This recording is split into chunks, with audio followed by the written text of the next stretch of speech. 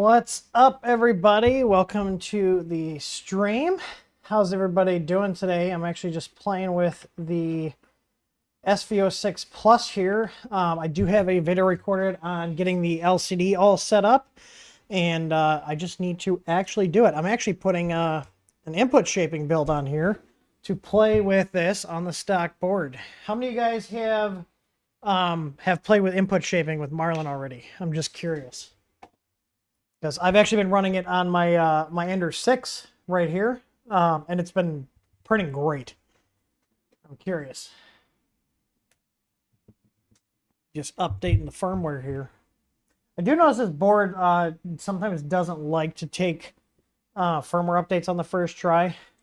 Don't know if they use a different bootloader than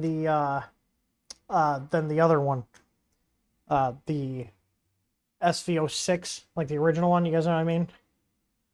I'm gonna see here. I should have. I was preheating it. I'm looking to see if I have the input shaping menu options in here. Should be under configuration and advanced settings. Yep, I got input shaping on here. Cool. So I'm actually gonna have this run a test print. I actually made a file that'll work on any 200 by 200 printer, whether you have ABL or not. That's pre-sliced. You guys don't have to do the complicated slicer setup, because you do have to do a some extra settings in your slicer to generate the file. So I figured it'd just be easier if I just made one that covered most people's use cases. So I'm gonna go ahead and run the print here. I just gotta change the filament out. And then we're gonna get into the stream here. So, but while I'm doing this, you guys need to put questions in the chat so I can answer your questions. I'm surprised we don't have any questions right now. If we don't have questions, I guess maybe I'll be playing with input shaping while we're doing the stream here. Yeah, so the LCD kits are on the website. The video is not on the YouTube channel yet. So far I have the Meanwhile power supply installed on here. I have the LCD kit installed. And I'm just purging out the filament here. I'm using some old white filament I've had laying around here, because it usually is pretty easy to show up on the lighter colored filaments in person anyways. It doesn't show very good on camera, but I wanted to play with this on a Cartesian machine. So, but yeah, if you guys see here, bada boom, my camera's on. There's my SV06 Plus. It's got the LCD kit on it right here. One thing I did do, and I'm going to mention this because this is going to save a lot of headaches, is now on our latest builds of our Unified 2 firmware, if you update the firmware, it automatically resets your EEPROM now. So hopefully that'll cut down on people not reading and forgetting to reset it. You can still manually reset it if you wish, but it's going to do it automatically. So I also have the probing speed sped up here. Do you guys see how fast this is probing? It is working okay with the super fast probing. We usually run that on our Easy ABL probes, but this one's been hit and miss. We're going to see if it actually probes fast on here. I will be replacing the sensor with our Easy ABL, just like on the SV06. You know, just because I want to have the best quality sensor on there. Their stock one's better than nothing. I'll take it over anything. I do gotta set my Z offset here because it's new flash, so let me do that really quick.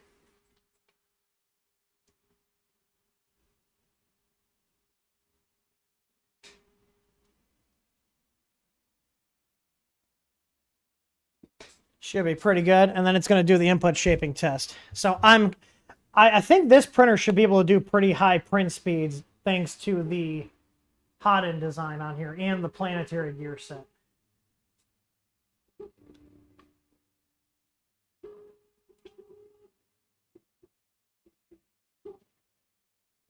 All right. So that's running the input shaping test. I'm going to go ahead and save my settings here. This board definitely is not the fastest, but it should be able to handle with no issues. So if you notice here, it is printing in the left corner here, and that's because of the slice. So I basically have a slice that will work on any printer, and the G-code's on our input shaping page. That's 200 by 200 bigger on bed, so it'll cover most printers. So basically, you can just drop it in. There's not many retractions at all, so it doesn't matter if you have Bowden or direct drive, because when it does the test, it's actually doing it in vase mode. So you'll see when it does the test here, what it's going to do is it'll do the initial base layers. I think I have, I can't remember if it's 1 or 2 bottom layers, but there's no top layers, no infill. It's just going to run this around and do the input shaping test on the X and the Y. And then once this print is done, we'll be able to look at the artifacting on the print and measure it and determine what our compensation factor on the X-axis and the Y-axis is. So, but I got some boogers on my bed.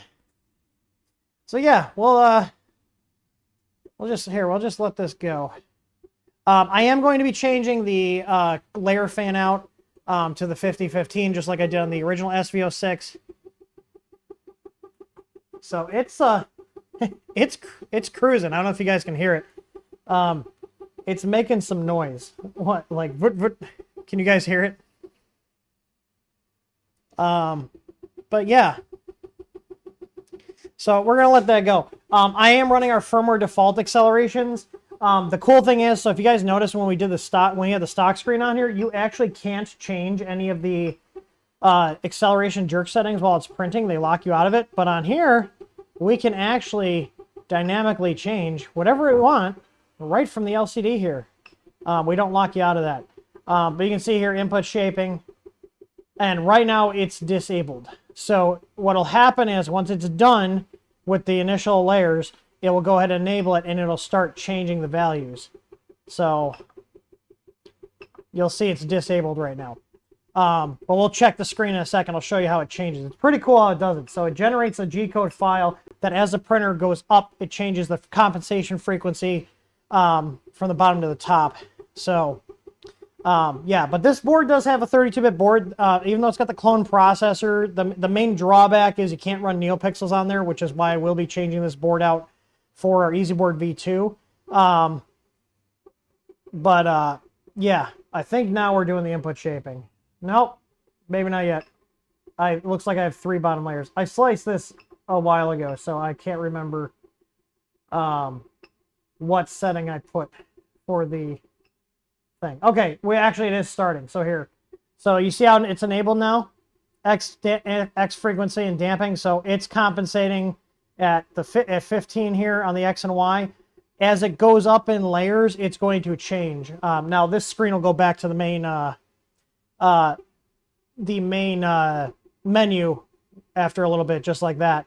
But we can go back in and check. So it's gonna start doing the test. This should be the last bottom layer. So it looks like I did 3 on there.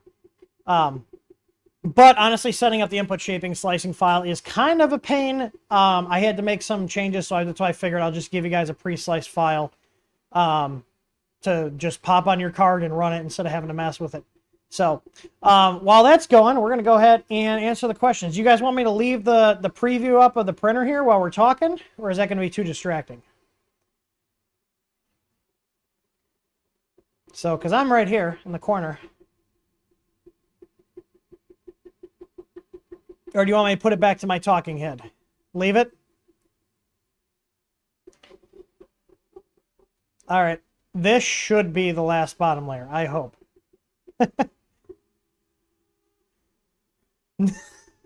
How many bottom layers did I put? I gotta look at my profile. Oh, maybe I forgot to change that when I sliced it. I'm looking at my input shaping profile. Hang on. Because I have a separate profile in Prusa Slicer just for input shaping. Let's see. Input shaping testing. Layers and printers. Oh, there's 4. That's right. Okay, so this is the last one. Yep, look at here. I forgot to change this to like 2. It's at 4, which is what my standard profile is. So my 120mm2 profile you see here is 5 for the top, 4 for the bottom. And I'm running 4 for the bottom. So this one's based off of the other one. But we're almost done with the last bottom layer. All right. Why am I printing in the center versus the corner? Because this was a slice that's meant to fit, meant to fit on multiple printers. So if you have at least a 200 by 200, that's why I put it in the corner here. And it's not technically in the corner on like an Ender 3. It's actually centered on the bed. But since this is a bigger bed, it's in the corner. Does that make sense?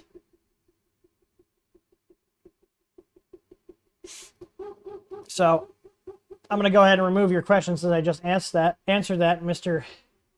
Backwoods. Okay, so this should actually be the last one. And yeah, you can tell here. So see how the Z height is gradually going up? It's because it's printing in vase mode. So, and that's what we want. All right. So now I can show you, since it's at there, it's just going to keep doing this. And if I go into advanced settings here and I go to input shaping, you'll see that these numbers, the frequency is going to be changing. So it's at 15.8 right now. There we go. You can see here 15.9. So it's gradually changing the compensation frequency. So see that 16.1. So it'll keep changing it as it increases the Z height, so we can then measure what spot on the test print is the ideal one. So by the time the stream is done, actually, I mean, this doesn't take that long to print.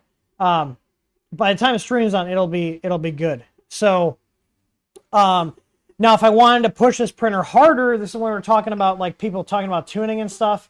I would then go into, while this is printing, I typically will do this. I run a test print. I'll go to configuration, advanced settings, and then I'll go to acceleration. I'll bump the Excel up because right now we're only at 1500 Excel. I could probably go a little higher on this printer. These are my firmware defaults, and we got the max Excel.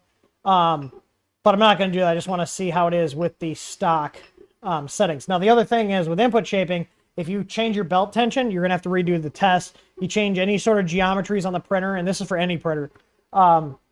Even running Clipper with like their accelerometers, you're going to want to redo the test because then it's going to slightly change how the printer is resonating. So we're going to let this go. You can see how fast this is doing the test file. So this is what you do. With Marlin, you don't even need any extra hardware. It's just, you just do a print. It costs you like 10 cents in filament.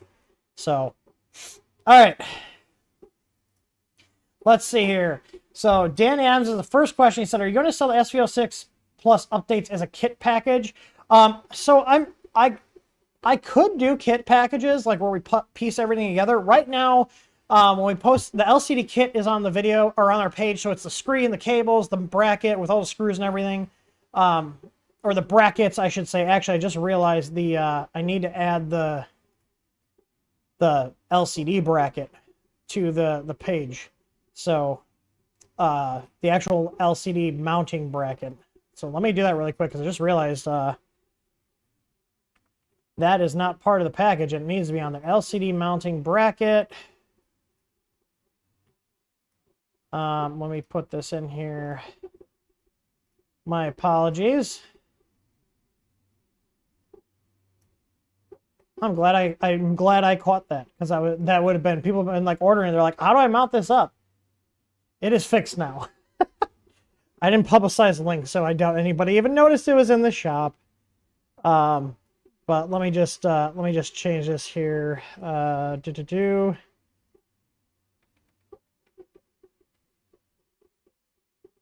right, there we go. Now it's correct. All right. So yeah. So in terms of kits, this is right here. This is the SV06 upgrade kit. So it's the bracket. It's the bracket. It's a screen. It's our custom mounting bracket here. So this is the bracket adapter. So this goes onto the printer on the left-hand side. Comes with the T-nuts. We do the nice roll-in ones, so they're easy. The bolts, and then the bracket here actually mounts to that, which is what's on the printer right now. Longer cable, and then the screen itself. So this is the full kit.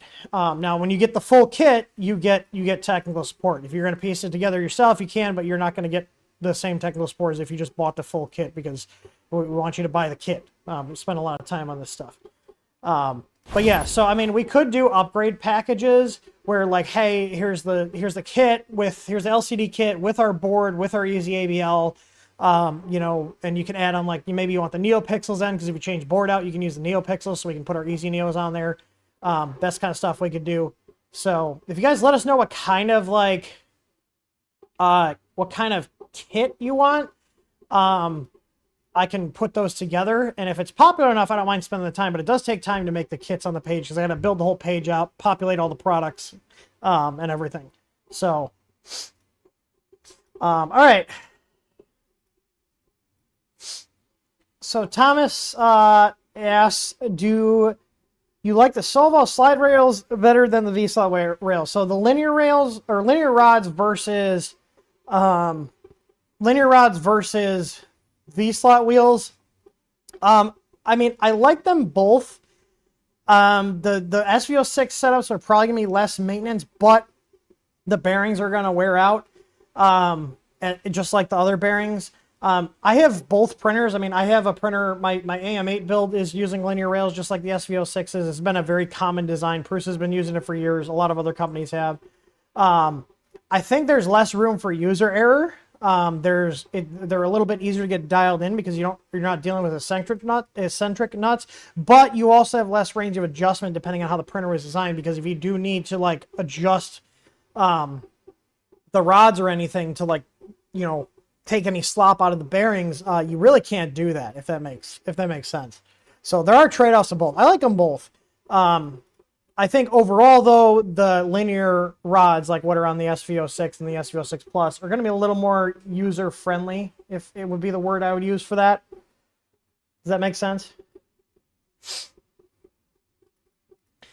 Peter Anderson says, any experience with fixing Kinoa heat beds? Mine didn't heat this morning when I touched the scale. There was a flash and the power went out. Should I trash it or is it fixable? So I probably wouldn't fix them, because as soon as you do, you're touching that, you're modifying that. And if it causes a fire and they found out you modified it, like it could be your problem then. I would probably just replace the pad. So that's my opinion. Jonathan Barnes says, would input shaping work on the stock Ender 5 Plus board? So that's an 8-bit board. In theory, it does work on the 8-bit boards. In practice, I found the 8-bit boards bogged down when running input shaping. Like the LCDs basically become unresponsive. So I wouldn't recommend running it. I would recommend upgrading to something like either the 427 board if you don't want to spend, easy board bucks, which are easy boards 110. But you want to use a 32-bit board. You can try it. It's in the firmware, but if it's running like crap, it's because the board's, it's an old, outdated board. That's just my thing. And even I've seen Clipper now is even starting to move away from everything working on the 8-bit boards, which at this point, I'm curious to know what you guys think. Do you think at this point 8-bit boards should just kind of die? Because most of the companies, their printers are coming with 8-bit boards at this point. Or not 8-bit boards, 32-bit. I think you guys know what I meant, though.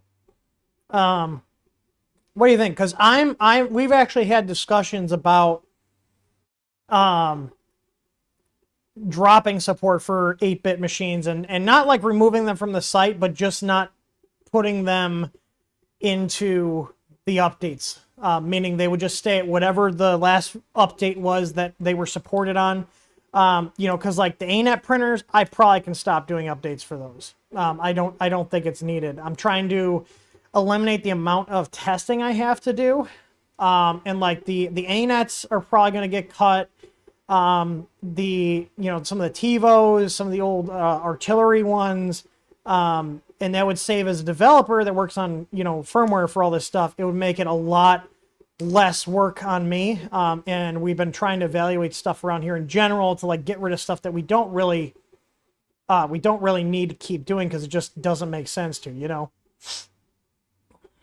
So, but again, like basically, if I decided today, hey, we're not doing any more 8-bit board versions, they would just stay on the site and they'd be on whatever the latest one was when I made that decision, if that makes sense.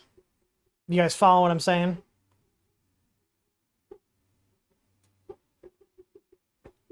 Backwards Tinkerer says, do you ever share your print file so the rest of us can print as awesome as you? I don't think my profiles are that great. They're good. but I don't think they're like that great. And here's the thing: I had set up an entire forum with a whole section for sharing profiles, simplified 3D profiles, Cura profiles, Prusa Slicer profiles. Nobody used it. So I mean, by nobody, I mean there was like me and like 5 other guys that were regulars on there, and that was it. So, yeah, like. I mean, I can send you my Prusa Slicer profiles, but I don't have time to like tune people's printers. You know, I spend, if I'm doing any printer tuning, it's on my own machines. But yeah, I know who you are, Mr. Backwoods Tinkerer. Here, I'll export my profiles and send them to you right now, because I should be able to send you that file on Telegram here. But you can use it, if anything, if you're in general, if you guys are looking at other people's profiles and stuff, you should use them as kind of a guide to see what other people are doing with their machines, versus just trying to use them straight. Like that's my recommendation. And that's what I've done. I'll look at other people's profiles if I'm having issues. I'll look and see what they're doing differently on a similar machine versus what I have in mine, and then play with my settings from there. So for example, one of the things I noticed when I switched over to Prusa Slicer, and the hardware on the machine has stayed the same, I actually had to drop my extrusion multiplier a little bit because I was getting little travel zits printing with ABS on my Ender 6. And ended up having to play with some of the settings there and drop the extrusion multiplier, and that basically fixed it. The prints came out beautiful. I actually wish I still had them, but we already shipped them out. I printed a set of some like lime green parts for a guy, and I think they looked like they were for like an X gantry for, I don't know if he was building a custom printer, but he wanted us to print those. And they came out great, and I ran that on the Ender 6 with input shaping on there, and they came out beautiful. So, but yeah, Thomas, this kind of goes into the next question. Thomas Patry says, I thought you liked Simplified 3D. Why Prusa Slicer now? Is there anything you like better over the other? So I am done with Simplified 3D, mainly due to the fact that I'm not going to buy the new version when they've basically screwed over their user base. Hang on. I dropped my pen. And what I mean by that is it was already a hard sell for $150 for version 4. And you get 2 installs. I thought that was okay. As somebody who has 8 licenses, so I've spent $600 on Simplify 3D over the years. So I have 4 licenses, so 8 installations on my computers, and I've got a lot of computers. No, I have a pen here. I'm just kind of clicking it. Sorry. If you guys can hear that, let me know. I got to fidget with something. Where's my little fidget toy? I had a fidget cube. So, oh, here we go. I have a fidget cube. I'm going to grab that. There we go. I have a printed fidget cube. All right. So anyways, yeah, so the reason I switched over to Prusa Slicer is, one, all the newer stuff where you want to do custom macros. So like literally what I'm printing right now, there's no easy way to do that with Simplify 3D. They do have macros and stuff, but it's just kind of a pain. I also wanted the newer features in Simplify version 5, but I'm not about to spend literally $1,000 on licensing for software for a slicer. And I'm not exaggerating. I have 5 computers that I'll use. This one I'm streaming from. This is my main computer. I also have another desktop downstairs that I use for work stuff. I have 2 laptops. I have like an Ultrabook if I want to travel lighter, and then I have a desktop replacement 17-inch that I use if I'm on the road and I want something with a little more horsepower. And then I also have another computer out in the print farm that is like our floater computer. So I'll use it, Chris will use it. Basically, if it's not Danielle or Sean, because they have their own dedicated computers, we have a floater computer. So that's 5 computers. And each computer has to have its own activation. That'd be $1,000 at $200 a license. I'm not paying that.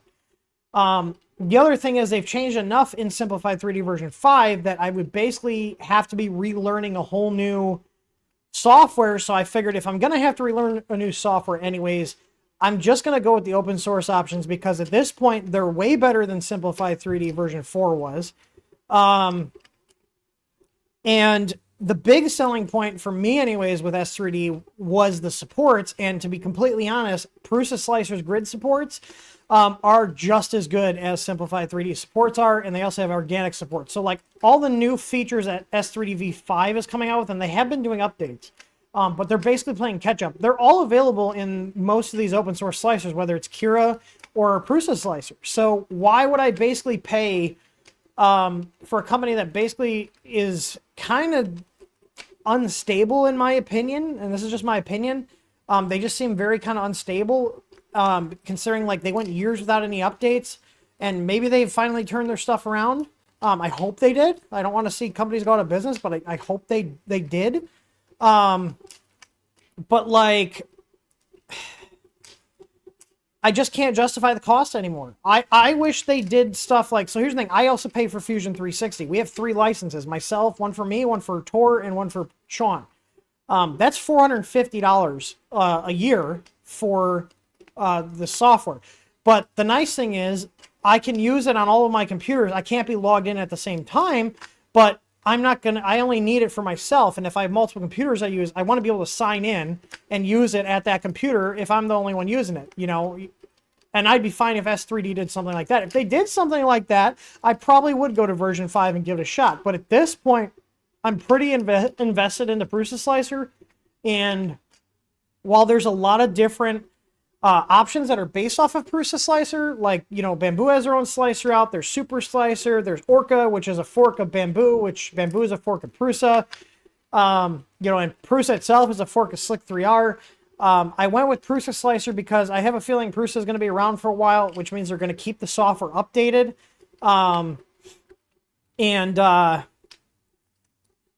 What's it called? I feel more comfortable putting my eggs in the Prusa slicer basket because it's going to stay updated. I think people are the same way with their firmware. That's why I think our firmware in terms of, you know, aftermarket firmware, so not just straight Marlin. I think that's one of the reasons why our firmware is so popular, is because like we're you know, going to be around for a while. You know, we keep the firmware updated so people are willing to, you know, put their time into, you know, our software. It's the same thing with Prusa. That's my logic anyways. Feel free to like chime in with your guys' thoughts. And I'll just give you this interesting stats here. So I'll show this because with our new website, we're actually able to track download statistics. And just to give you guys an idea, so I think I set the new help center up. Let me check on the website here. Because I know I posted a news article. Let's try to find it here. Also, yeah. If you guys want smooth flex plates, we still have some left, and once they're gone, that's it. If you guys check here and you go to smooth, they're very deeply discounted, like almost 50% in some sizes. So, and we have some left, but once they're gone, they're gone. That's it. So I see a couple sizes are low, are completely out of stock. But once the smooth plates are gone, that's it. We won't have them anymore. So if you guys want a deal on them, now's the time to do it. But anyways, let's see. I'm going to go back here. I want to say it was it like last year? No, I think it was this year. Wasn't it the beginning of the year that we rolled out the new help center? I'm curious to know. I just heard a bang outside. The hell was that? Help desk and help center. I'm looking here. I want to say it was earlier this year or like late last year. Do you guys remember? Anybody remember? I'm curious. Here's a live chat. Let me see here. I see someone already bought the mounting bracket. I'm really curious. Just yell at me if I'm taking too long. I'm really curious to see when we did the help center. Tori, you don't recall? I don't think it was this far back, was it? Maybe it was last year. The reason I'm looking for this is I want to give you guys an idea of like how many downloads we get. Yeah, I think it was last year.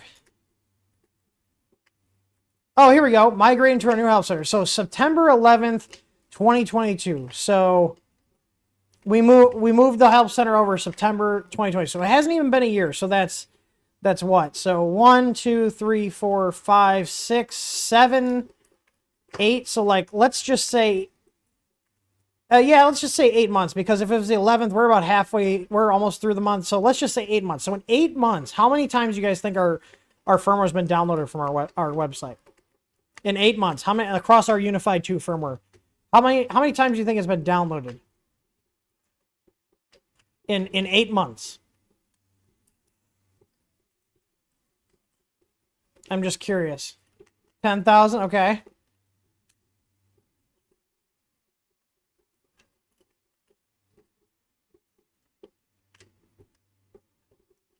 Justin's saying 80s of thousands, so I'm assuming 80,000. Justin thinks 80,000. JDCCC thinks 10,000. Nemo Griff thinks 25,000. I'm gonna let this go for a second, because I know there's a lag with the stream. I'm gonna switch over. I have the stats up behind this window. So in about 8 months, Wayne thinks 50,000. All you guys are wrong. Thomas is close. Here. So across the total packages here, 115,000 times it's been downloaded in 8 months. 115,000 times. And I was just thinking about that. I was like, man, imagine if I charged $1 a download for all of them. That's literally like somebody's salary and bonuses for everybody. So, yeah, over 100,000 times in 8 months. So I would say our firmware is pretty popular. So yeah. But yeah, I mean but that's going back. That's why I chose to go to Prusa slicers, because I'm pretty confident that they're going to be around for a bit. So I'm going to put my eggs in that basket, because it's going to keep getting updates. You know, as long as we are around, I'm going to keep doing Unified 2 firmware. So, all right. I have no idea. Yeah, there are going to be some downloads in there, but that's still a lot of downloads. Even let's say half a download, it's still 50,000 downloads. That's thousands of downloads a month. Yeah. So anyways, all right.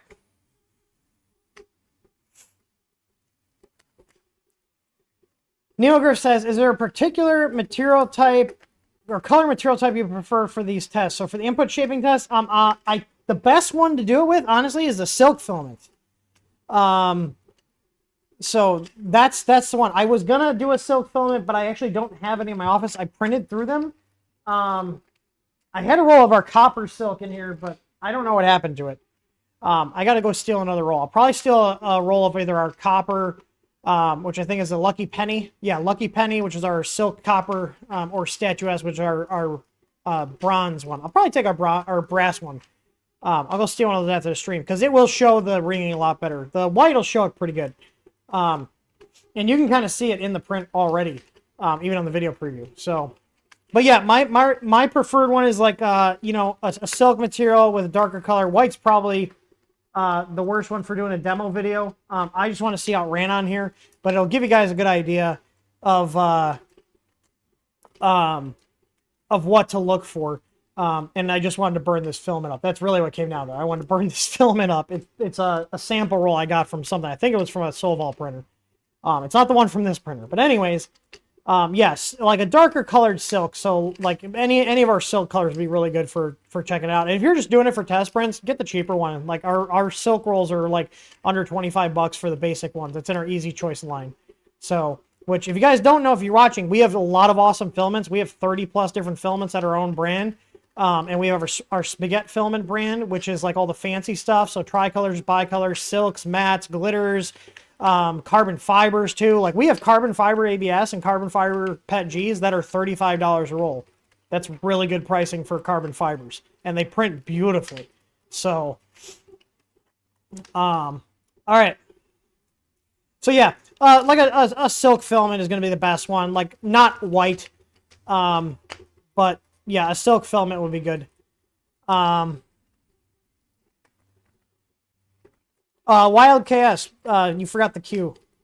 So put that in so I can get to that question after I go through these other ones. So Nemo Griff is the next, or I just answered Nemo Griff's. All right, so the next one is from Justin Dybell, who is a regular here. Justin's an awesome guy. If you guys have seen him, he's also in our Discord server. So if you see him, say hi. Give him a hard time.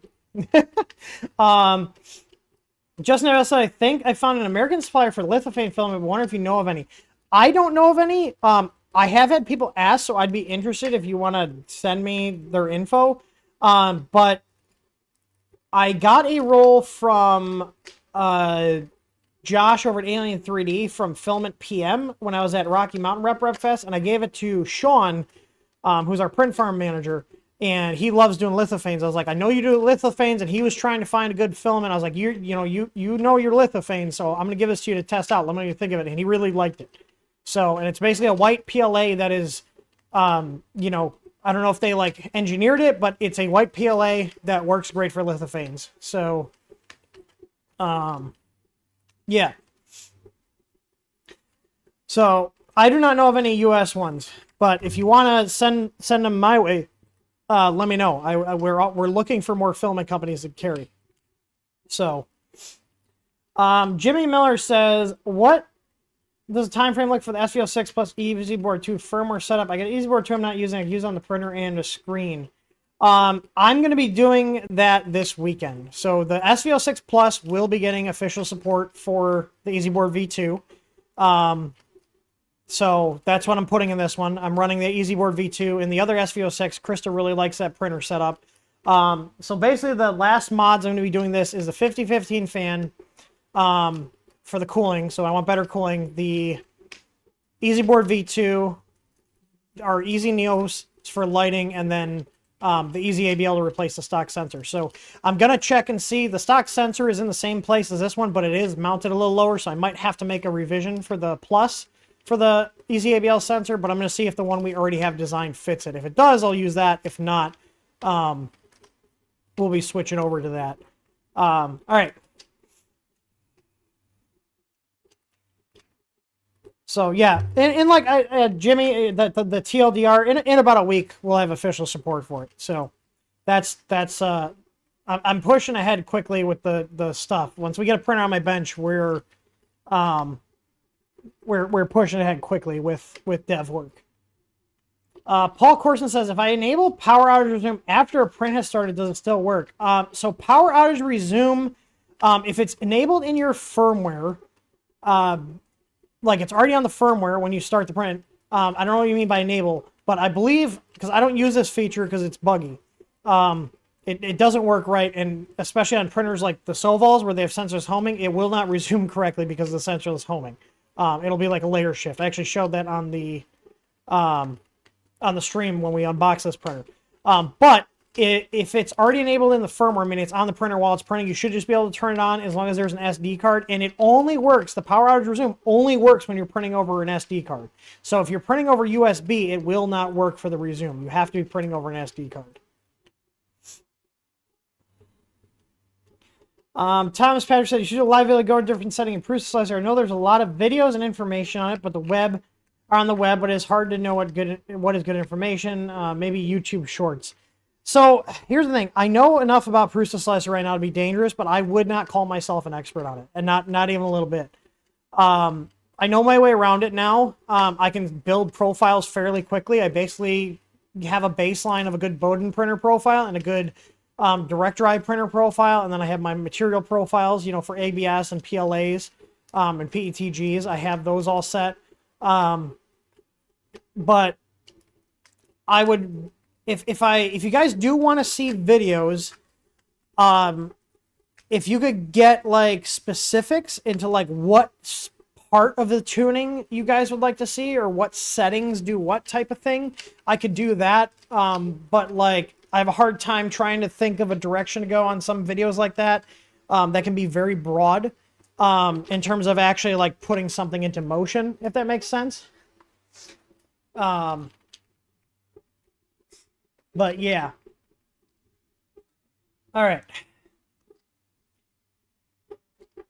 But you guys can always send video suggestions, and you can send them in on the sales contact form Also, we do have a Patreon too, and there are a couple people already on Patreon. And what I'm going to be doing for the higher level of the Patreon, so we have, just like on YouTube here, we have the Caffeine Fund, which is like the $3 a month one. We have the $5 a month one, which is the Cult of TH3D, which gets you into like the Discord section just for people who are at that level, as well as our VIP section. But we also have one that's $25 a month one, that gets you a lot of stuff, gets you all those other things. It gets you access to all of our paid firmware releases. So as I do new releases, I post them onto Patreon, so you have access to them.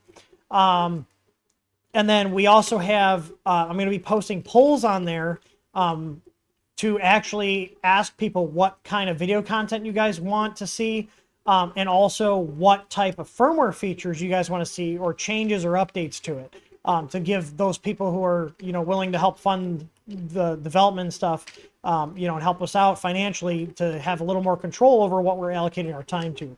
So, and one of those things will be the videos. Is like, hey, what do you guys want to see in the videos? And let the people who are, willing to, put their money where their mouth is to tell me what to do, basically. So, and that $25 a month one also includes up to 1 hour of support if you guys need it, with me directly. So not with Tor or anybody else, with literally me directly. So you can message us and I'll send you my booking link if you're at that $25 a month level. So you get one complimentary one a month. So, all right. Peter Anderson's asking again about the a European reseller. I don't have any plans for that. I don't honestly have the time to manage that right now. To be completely honest, I don't think it would be worth the amount of time and cost to do that versus the sales. There's a lot of other resellers out there. There's a lot of other good resellers. 3D Prima is a really good one too. I would rather, instead of like trying to spin up a TH3D like drop shipping thing out there, or somebody out there, I'd rather just have some resellers. But again, when we've had resellers approach us, they want really low prices, but they don't want to help out with any of the tech support on the stuff they sell. And the thing is, if we're not making much money selling the products, but we're taking on all the support costs, which is significant, because we have to pay people. People don't work for free. It's not worth it to do resellers, if that makes sense. So that's why we don't have resellers. Is a lot of the resellers that approach us, when I give them the price of, okay, if we're doing the support, here's your price, which is basically a slight discount over retail. But if you're going to do the support and you have competent people to adequately support our products as well as we do, then you'll get more of a discount because you're taking on that support burden. So yeah, you can't have your cake and eat it too. We got to be fair, because if we're basically losing money because all those customers are taking up support time, the profit we make off products is not like actually profit, it's to pay our staff, because you have to pay people for jobs. All right.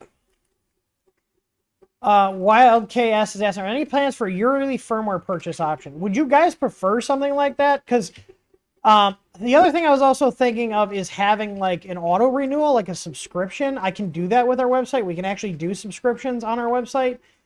Is that something people would be interested in? So you can just forget about it, like sign up and forget about it and then cancel it whenever. I would want to make sure you guys can easily cancel online, because as a consumer, I hate when you can't easily cancel stuff online. Like I wish, if I do a subscription type thing where it auto rebills, I want you to be able to just go into your account and hit cancel if you don't want to have it anymore,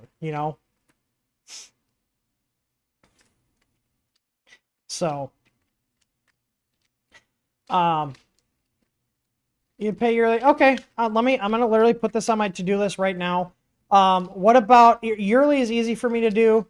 What about, like just auto rebilling,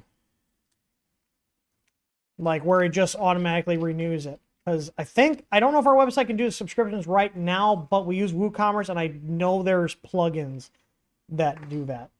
So I'm going to put this here, company tasks, projects, and product dev.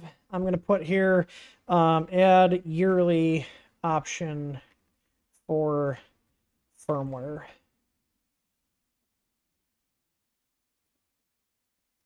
Yeah, because then you just buy it and you don't have to worry about it.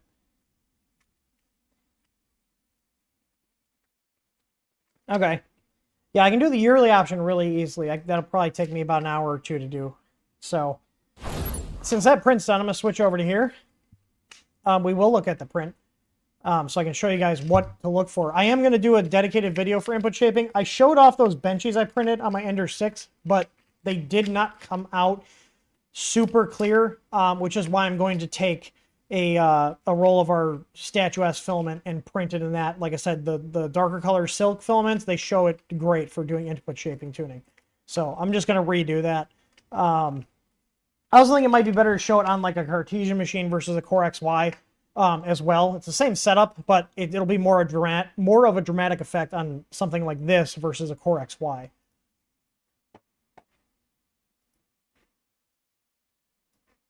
All right.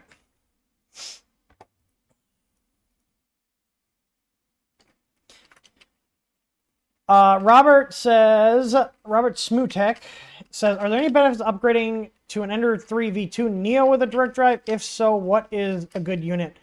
If you already have an Ender 3 V2, I would just upgrade your existing machine. On the Ender 3 V2, you could put the Micro Swiss NG on there if you want to go direct drive. That is a really, really easy way to go direct drive. If you want something with a little more flexible options, we have our multi-mount system, which also works on the Ender 3 V2, which is, and what I mean, it's a little more involved. It gives you more options, but it's more setup and it's a little more complicated than the Micro Swiss. The Micro Swiss is a really great way to just go direct drive, and we carry Micro Swiss's stuff. It's great stuff. I have their NG on my Ziltech gear. It's been a workhorse.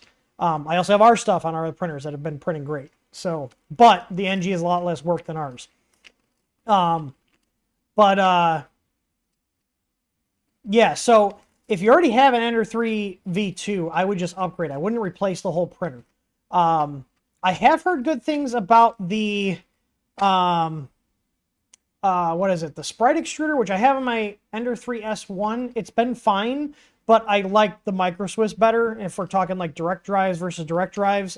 If I'm going with hey, I just want a simple upgrade path to a direct drive, the NG is a great option. We do not have the NG Revos. We just have the standard ones. So we could get the NG Revos. We are official. We're an actual Micro Swiss reseller. Like, we're an official reseller. We're not buying them from like some sketchy third party. We get them directly from them, and we're an official reseller. So I could get them. I don't know how popular they'd be. I know they're more expensive than the regular ones. Honestly, the regular ones are great. I like it. But the Revos are nice if you don't want to mess with trying to hot tighten the nozzle and stuff. So, you know, that's the thing. I like the Revos. The Revo hot ends are nice. The drawback is, though, that the nozzles are expensive because it's that whole heat break assembly. But it is a lot easier to use. So that's a trade-off. It's easier to use, but it's more expensive. I can deal with any hot end, so it's not a big deal to me.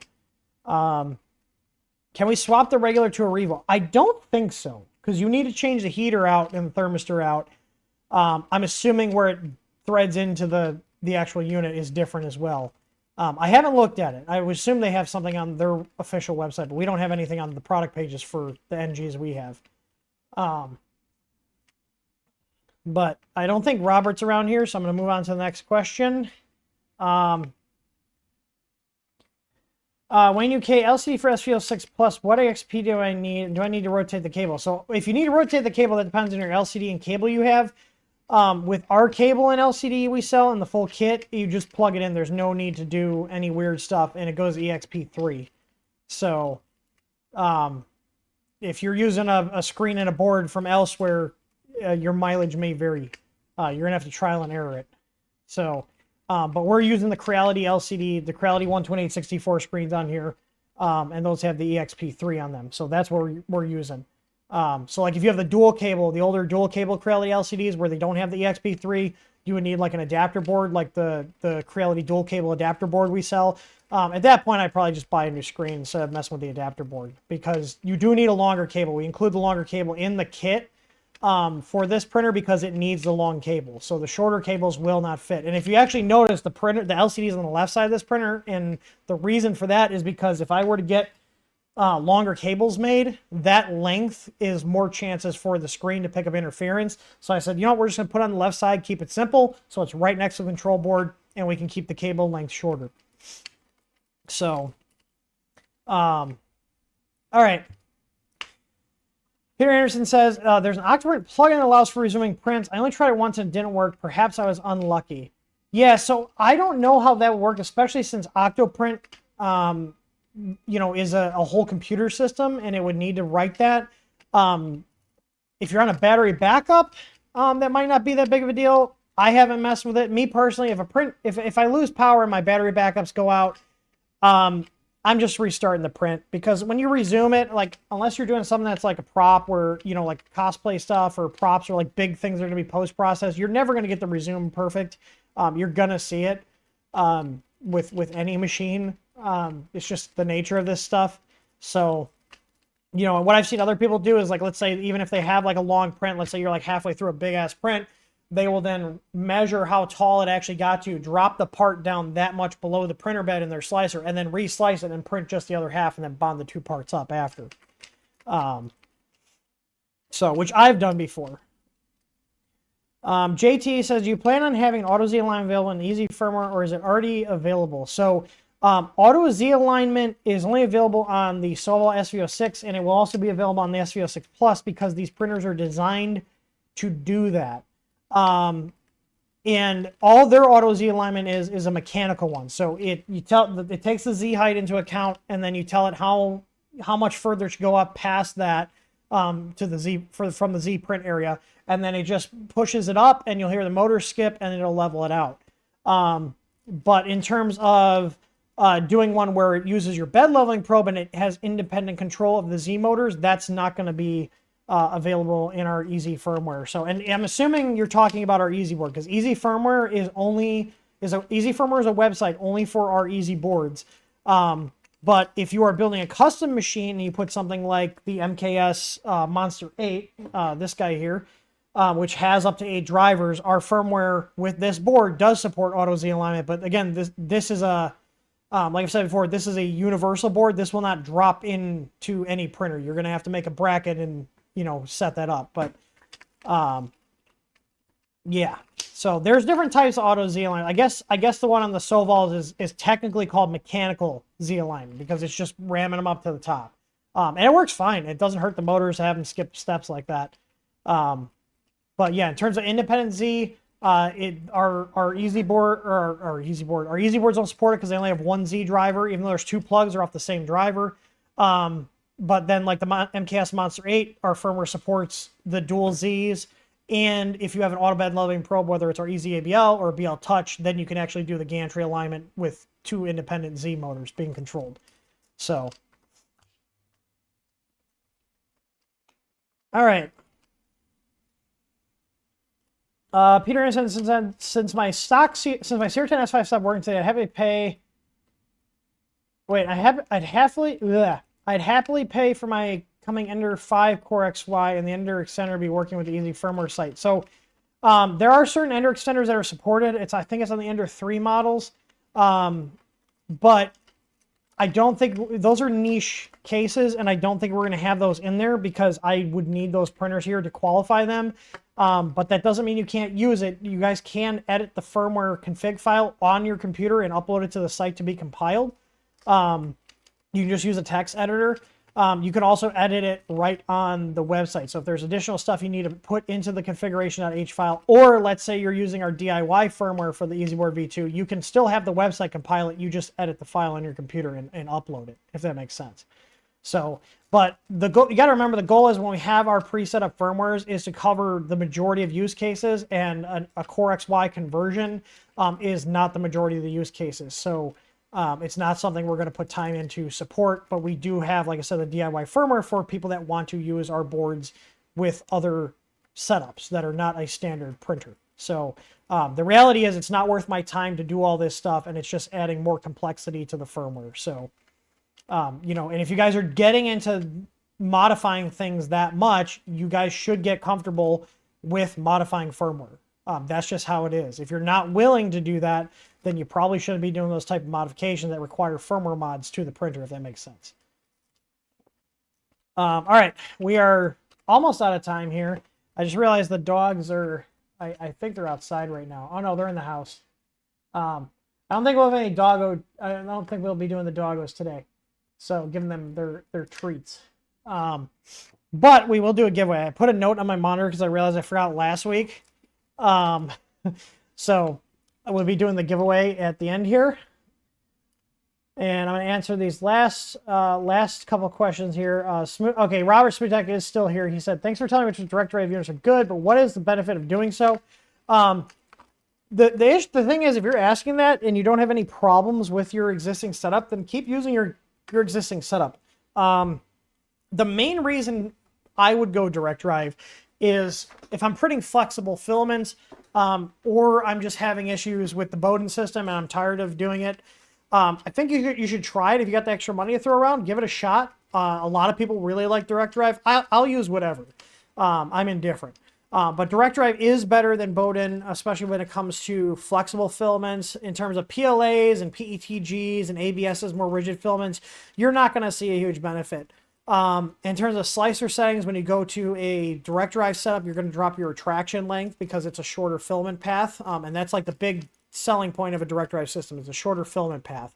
But you can get the same print quality out of a Bowden system, and arguably in some cases better print quality than a direct drive, because the Bowden is a lighter setup because there's no motor sitting on your hot end. When you go to a direct drive setup, your motor is sitting on the hot end. So there are trade-offs to both. So yeah, but there are also lightweight Bowden setups too. Like we carry the LDO Orbiter, and that works with our multi-mount system, which is our groove mount hot end system that works with a bunch of different printer models. And that's a lightweight setup, so it's got a really small motor. It's got a nice gearing setup. But yeah. All right. Max CJ said, will you stock the Robin Nano 3.1? And would I do a firmware series for Marlin? I don't have time for a firmware series for Marlin right now.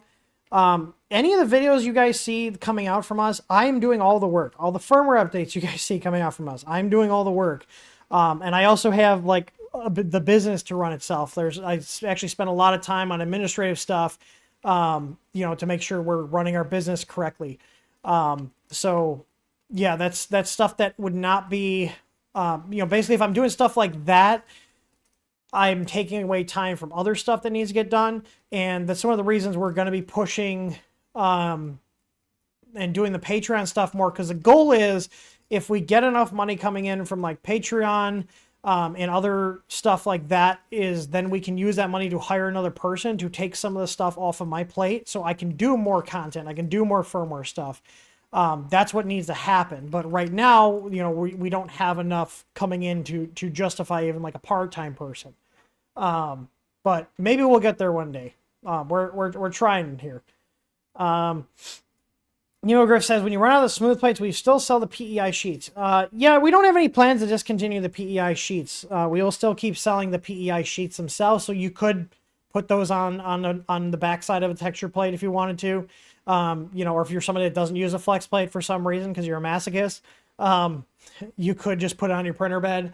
We do still have, if you guys are not aware, we do still carry our easy mats, which are like a build tack like surface. It's a polycarbonate sheet that you can stick to your printer bed. You can stick to the back of a flex plate. And those are really, really good. I still bust mine occasionally out if I have like a very complex part that I really want to stick down. They grab onto the parts really hard. You know, the one complaint we've had from them with people is they're like, they stick too well. Well, that's the goal. They're meant to stick things down. So if you're too close, you can run the risk of damaging the mat, but they hold on better than PEI and stuff. But for the most part, I'm printing with our flex plates with PEI. I have a majority of textured plates in here. I've got some smooth plates. Like there's a smooth plate on my under 6 right now. But printed on the PEI plates, whether it's the coated ones or the smooth ones with the sheet with the Vision Miner on there. So, and I do have one more question for you guys, because I'm about to order a bunch of stuff to make this come to light. Is how many of you guys would be willing to try out our own Vision Miner alternative? I'm just curious, because we've been working on that for a little bit now, and I'm getting to a point where I might be willing to do like an open beta, you know, to like, I'd probably extend it to like people who are in like the cult of TH3D on Patreon and YouTube here, to get some feedback. Because here's my goal. I love Vision Miner. I love it, but it's expensive. Like, I get it. It's expensive. So my goal is to get something that comes at a lower price point or gives you more for the same price in terms of how much liquid it is. I'd like to have it so it doesn't evaporate as quickly. So messing around with the mix of water to the alcohol content. So if you go a little heavier on the water and less on the alcohol content, it's not going to evaporate as quickly. So you have more time to spread it out, especially if you're applying it to a bed that's already warm, because I've had to do that a couple times. And then the other thing is having better bottles, because I'm not a big fan. I mean, it works. I'm not a big fan of their brushes. So Tor's actually been buying a bunch of different bottles and testing them out with applying Vision Miner, like putting the Vision Miner in the bottles and testing them.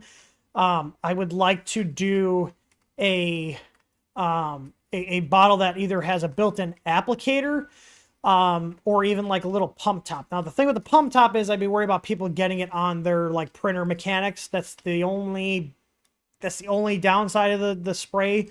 Yeah, a bottle that doesn't look like my vape juice would be great. Yeah. As somebody who used to vape, I get it. But yeah, I mean, here's the thing too. If we were making, if we're making it ourselves, we could have like, hey, here's one with a pump bottle, same exact stuff. Here's one with a pump bottle. Here's one with an applicator built in. So I'm just curious. It seems like everybody's attempted to try it. So I don't think we'll stop carrying Vision Miner. It's kind of like how you go to the grocery store and they have their own house brands of cereals or whatever.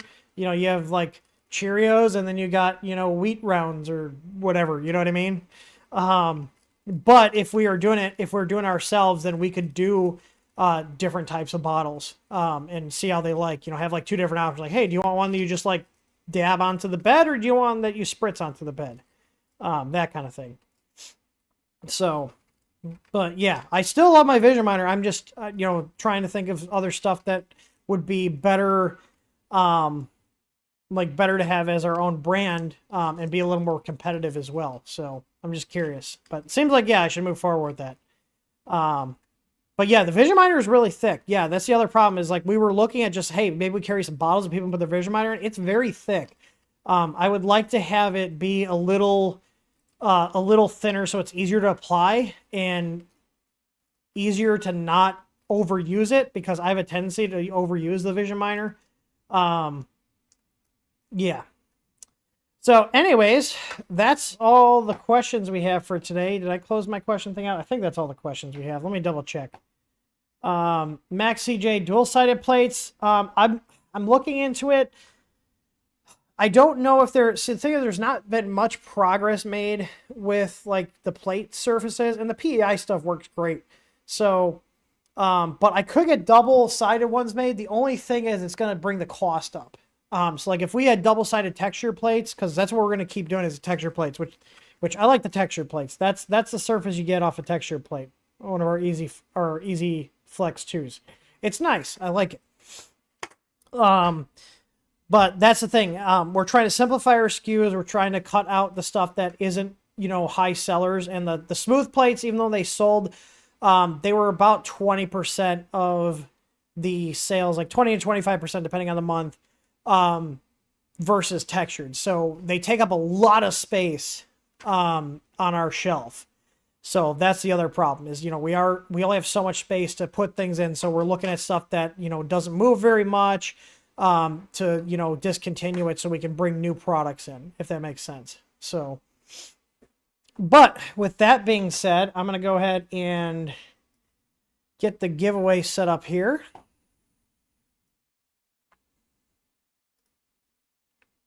Give me 1 second here.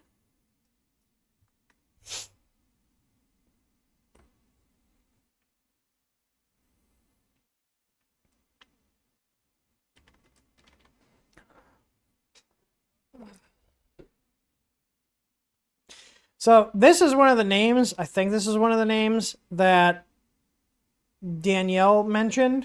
So we're gonna use that for the giveaway keyword. Start carrying PEX. PEX is a marketing gimmick. I know what company that's from. It's a marketing gimmick. There's a reason you have to sand it down before you use it. It's a made up word. It doesn't mean anything. whereas PEI is actually a name of a coating. But we won't go there. I'm not a big fan of that company because of their shady underhanded marketing they've done in like my own Facebook groups and others. So anyways, but the giveaway is going to be blue goo. Exclamation point blue goo. What do you guys think about that? The TH3D blue goo. Because I was going to see if we could get it so it's like just slightly, or not get it, we'd be making it. Like tint it with just a little bit of blue where it doesn't show up on your parts or your bed, but like the liquid has that color to it. What do you guys think? Blue goo? You guys like that? TH3D snot? Printing snot?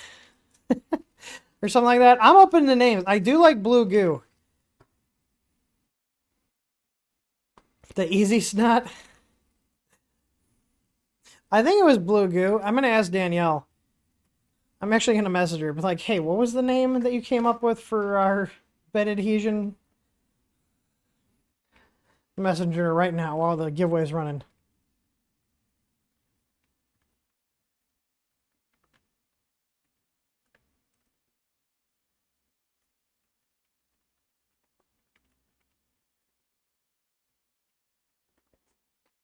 Who glue? I like that. Who glue? Oh, that's a good one, Scott.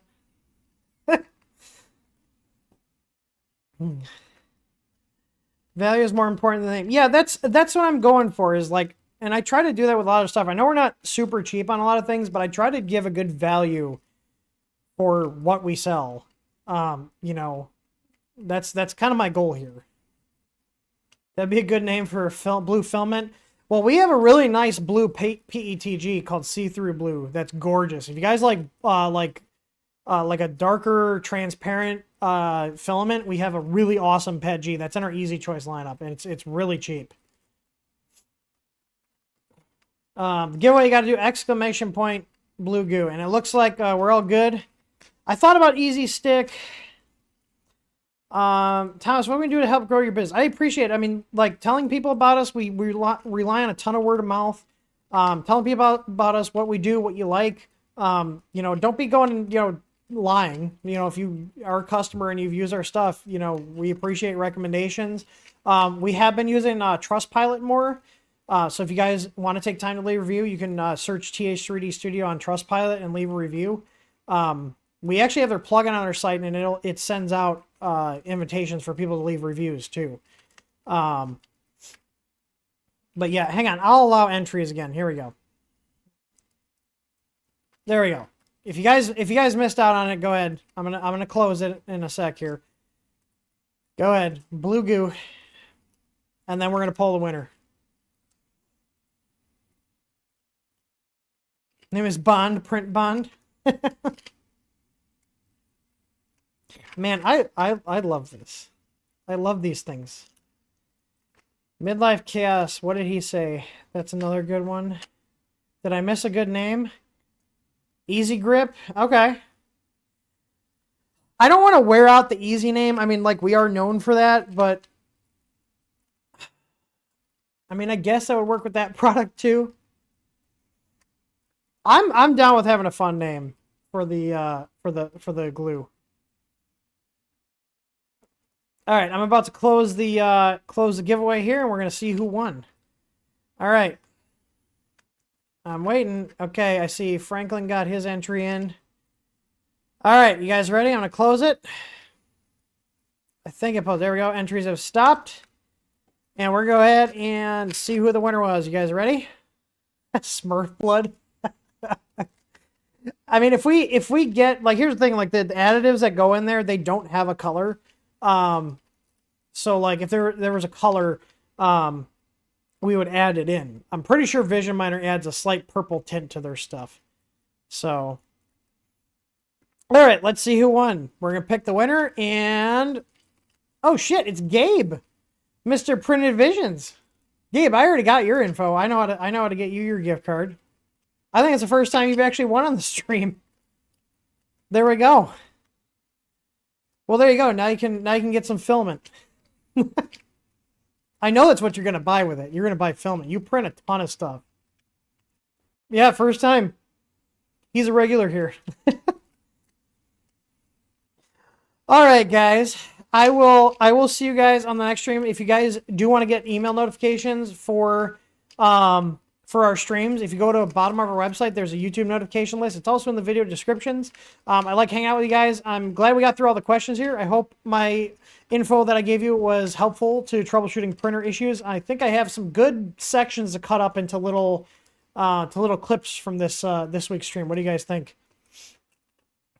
I think there's some good topics that I can cut out and post to a separate video because people seem to like those, the little segmented where I just pull a clip out of the stream. So, but anyway, sorry the dogs are not in here. They usually are, but I just realized the garage door is open here because it's nice out. So they're in the house so they don't go wandering around the property. So, anyways, I appreciate you guys stopping by. Look at that, my motion sensor shut my light off. And as always, happy printing. I'll see you guys on the next stream.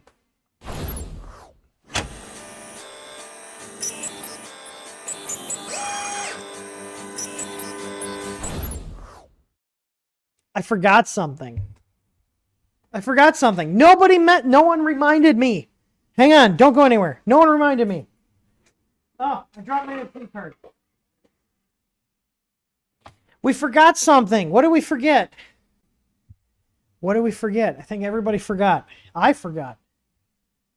What did we forget? The print. The print. All right. So let's see here.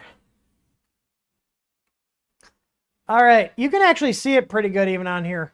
All right. So it is labeled here. So this is our x-axis. And then this is our y. So these are what we want to look at. So when we're measuring here, this will be where we get our x value from. And this one will be where we get our y value from. So if we look here, as this test print is running, it's changing the frequency that gets compensated on here.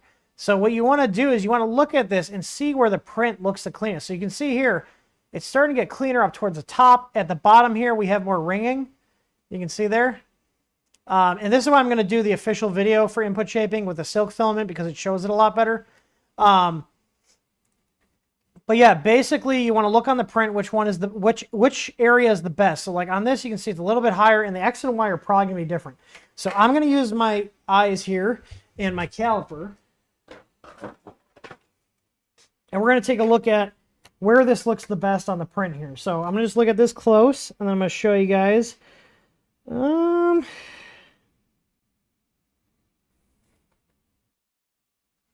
going to say like right around here on the Y. So right around this area on the Y. So I'm going to just take my calipers here.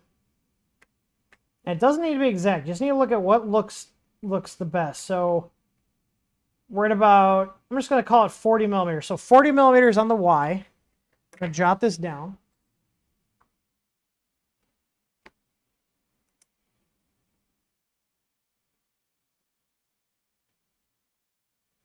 So 40 millimeters on the Y. And then let me look at the X here. The X is probably going to be different. Yeah. And the X is not as far up, which on this printer, I would expect that to be the case. So at about, say like 29 on the X. So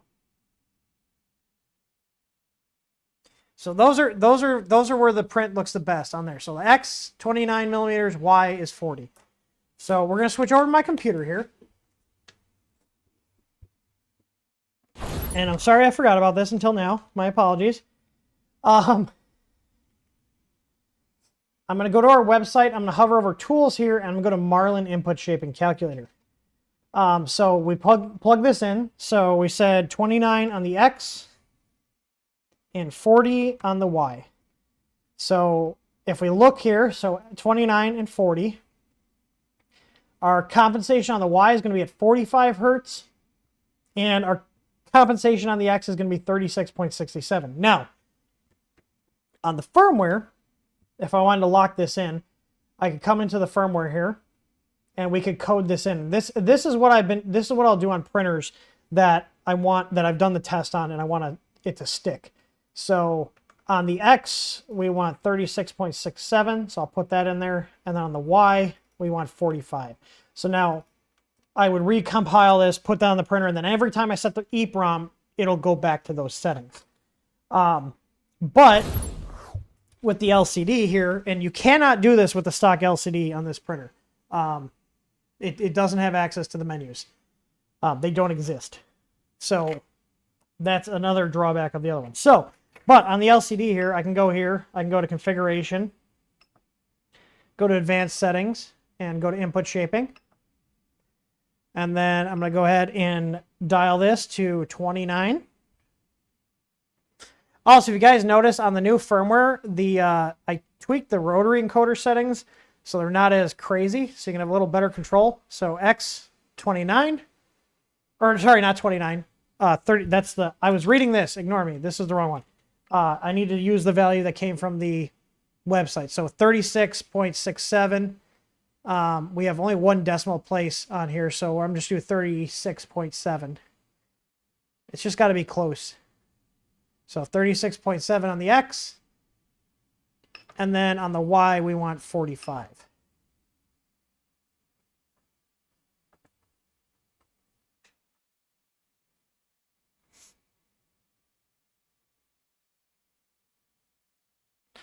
All right, so now those are the input shaping frequencies for my printer. Now, your printer, even if you have the same machine as me, is probably going to be slightly different.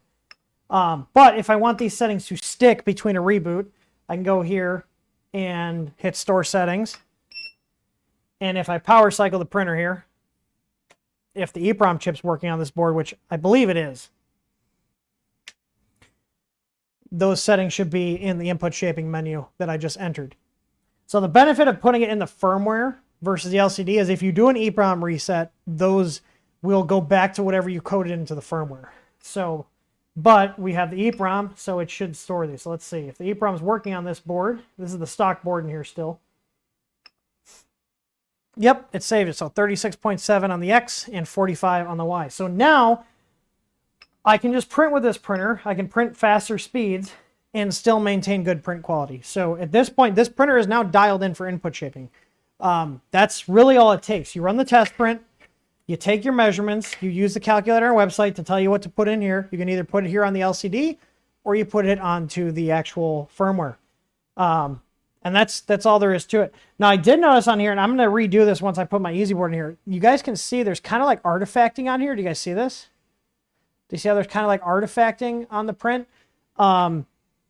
I wonder if this will go away with the EasyBoard. I think we saw a lot of those artifacts go away when we switched it on the original SV06 because it's the same board. So I'll be curious to see. So I'm going to save this and see how it comes out when I do the board swap on here later this week. So, all right, now I'm actually going to end the stream. I'm actually going to end the stream. So, anyways, bye-bye again. And as always, happy printing.